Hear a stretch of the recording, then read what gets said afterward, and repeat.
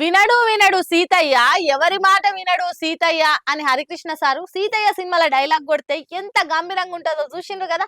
Politics లో కూడా అసొంటి సీతయ్యలు చాలా మందే ఉన్నారు.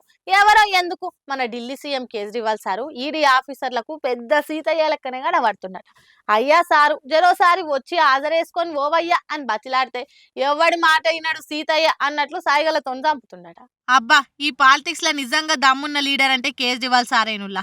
అసలు ఆయనకు భయమే లేదు. ఈడీ వచ్చినా మోడీ వచ్చినా భయపడేదే లేదని బరాబరి చెప్తుండు. నోటీసుల మీద నోటీసులు ఇస్తున్నా అవిటిని తీసి చెత్తబుట్టల పడేస్తుండు. అసలు మీరేందయ్యా నాకు నోటీసులు ఇచ్చేది అని సవాల్ చేసి సల్ల చెమటలు పట్టిస్తుండు. ఢిల్లీ లిక్కర్ స్కామ్ లా ఈసారి ఇస్తాం వచ్చి హాజరేసుకో కేజ్రీవాల్ అని ఈడీ ఆఫీసర్లు ఖబర్ పంపిస్తుండ్రట. ఆ ఖబర్ కాయిదాలు ఇప్పటికీ 7 అయినాయి. అంటే 7 సార్లు కేజ్రీవాల్ సార్ కు ఈడీ ఆఫీసులకు వెళ్లి సమన్లు అందినాయి. అయితే అందులో ఒక్కసారి కూడా హాజరేసుకోలేదు కేజ్రీవాల్ సార్. మామూలుగా అయితే 3 సార్లు సమన్లు పంపిస్తే పోయి హాజరేసుకోవాలి. కానీ ఆ సమన్లు తీసి పాతింప సామాన్లకు వేసినట్టు లైట్ తీసుకుంటుండు కేజ్రీవాల్ సార్. 26 తారీఖు నాడైతే ఖచ్చితంగా రావాలని అన్నారట. రాకుంటే బాగుండదు కూడా అని హెచ్చరిక చేసిండ్రట. కానీ కేజ్రీవాల్ సారు వీటినంతా సీరియస్ గా తీసుకుంటలేడు. ఏమైతుంది రాకపోతే అన్నట్లు ఫేస్ టర్నింగ్ ఇచ్చుకొని చూస్తుండట. అసలు ఈడీ నోటీసులే అక్రమం అంటుంటే ఇంకా హాజరేందయ్యా వేసుకునేది అని అంటుండట. ఈ ఈడీ ఆఫీసర్లకు కూడా గమ్మతే ఉన్నారు. అసలు కలిసే ఉద్దేశం ఉంటే ఆయన ఫస్ట్ సమన్లు పంపించినప్పుడే కలుస్తుండే కదా. అవేవో ప్రేమ లేఖలైనట్లు లెక్క పెట్టుకొని పంపిస్తుండ్రు అని అనేటోళ్ళు కూడా ఉన్నారు. చూడాలి మరి కేజ్రీవాల్ సారు 7వ నోటీస్ కైనా నోరిప్పుతాడో లేడో.